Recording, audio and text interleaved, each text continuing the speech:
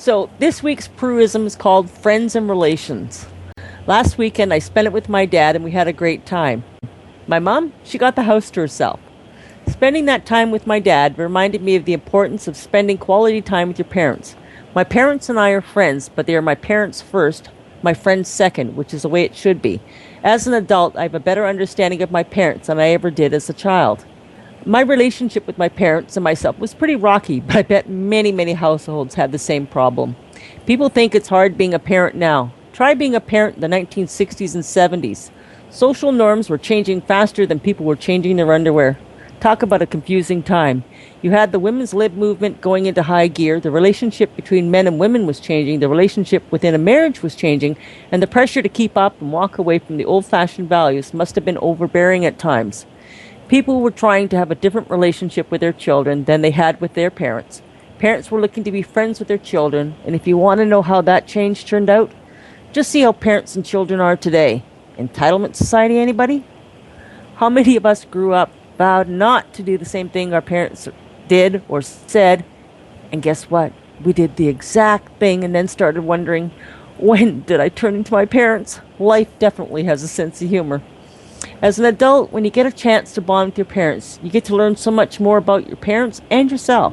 You see, I look like my mom, but personality-wise, I'm like my dad, or as my mom says, the calmer version. Now, for those who know me, if you want to find someone to blame for my sense of humor, meet my parents, Dan and Kathy Prue. As an adult, the things that brought my mom and I closer as motherhood and computers. My mother was late in life in getting into the internet, and I get to be a computer tech. I think it's so awesome that she's taken on these challenges and now enjoys talking with family on Skype and other activities online. We probably had more fun and laughs dealing with computer issues, especially seeing as we live 245 miles or 394 kilometers away to try and problem solve on the phone, sight unseen. For my dad and me, it was lacrosse. For me, my brothers and I definitely had civil rivalries, and lacrosse was something my dad did with my brothers. If someone had told me that this is what would bring my dad and I together, I would have laughed at them. I got to see over the years my dad being proud of me and the things that I accomplished. This weekend, I got to see how many of the players on the team my dad is involved in love him, and that he's not allowed to retire from the team. I consider myself lucky to be able to have a friendship with my parents, but being adults takes your relationship to a whole new level, and that's my Prueism for the week. So it was, it's interesting when I've seen parents try to be friends with their kids, and you're not doing your kids any favors, because you need to be parents first so that they have their boundaries, and you can be friendly with your kids, but friendship should never be the priority. And that's how my parents were. I miss my daddy. Thanks, Prue. Oh, I'm sorry.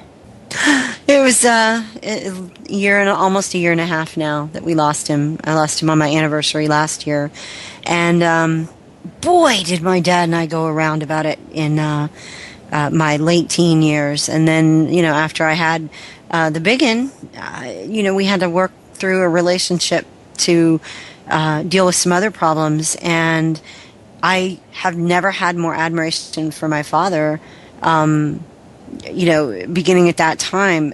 It's changed my life completely, to the point where it was a completely different relationship 21 years later, when I lost him. And there's not a day that goes by that I don't miss him, and there's not a day that goes by that I don't feel glad that he was not one of those parents who, let me do whatever I want or wanted to be my friend. Dad was a firm person, very secure in what he thought and believed, and was going to express that.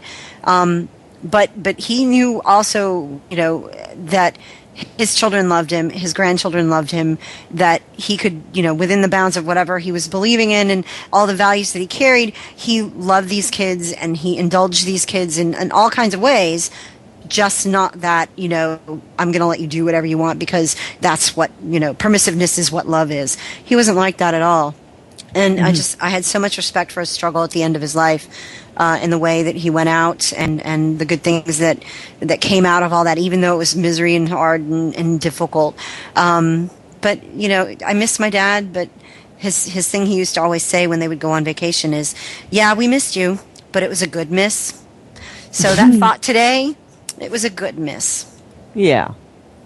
You know, like, seeing things now and, as a parent myself, it had to be pretty hard being my parents because we definitely had a different point of view on things because I'm growing up with, the liberalization of your life sort of thing and embracing that, not totally understanding the unintended consequences of it. And my parents are coming, from a totally different circle, so there was some big time clashes on things. And then I was, which is the funniest thing is because I was conservative before my parents were conservative. It's like, go figure. I lived a liberal lifestyle but voted conservative. My parents lived a conservative lifestyle but voted liberal. Like, that's like really ironic, Mm-hmm. But it wasn't until my 30s that, that relationship really, really changed for the, it was because I was, my son was in school now. So I understand, it's that maturity level that brings the understanding, and I think it just changes the level on how you deal with each other. Like when my mom wanted to get on, I found her a free. This is dial-up days. A free dial-up one she could try. I said, look, just try it. If you like it, then you can sit there and go pay for it so you can get better service, sort of thing. And she just sat there and went for it. My dad won't touch a computer. He can hook everything up.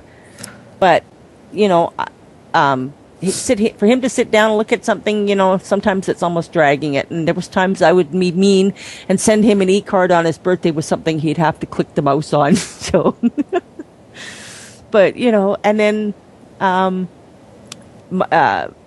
politically, I found that, my parents and I were getting closer and closer on, so that, we're almost, there's still some differences, but things are a lot closer. So it's neat because then I don't feel like we're batting heads, other than stupidity wise. And I know your mom's proud of you, especially what you're doing on the show, and your dad too. I mean, this is not what you thought you'd be doing, is it? No, and it's just, because, I basically the weekend was my birthday weekend with my dad kind of thing. And, so both my parents don't understand the social media aspects of it. So trying to explain to my dad, who knows next to nothing about computers, was challenging, sort of thing. And, but he thought it was neat that, here I am involved with not just Canadian women, American women, that there's a show every week that we get to sit there and talk about and discuss the issues that are going on, or the topics that excite us or tick us off or whatever. That's not anything he would have ever imagined doing. Even if someone was just to sit him down, put the headset on and go for it, so he didn't have to touch anything. It's, for him, this is scary and fascinating at the same time. So it's, because scary because it's the internet. It's computer orientated. But, we had fun. We talked about lacrosse. We talked about politics. And it was nice. It was something that, that's the friendship part of our relationship. It was cool.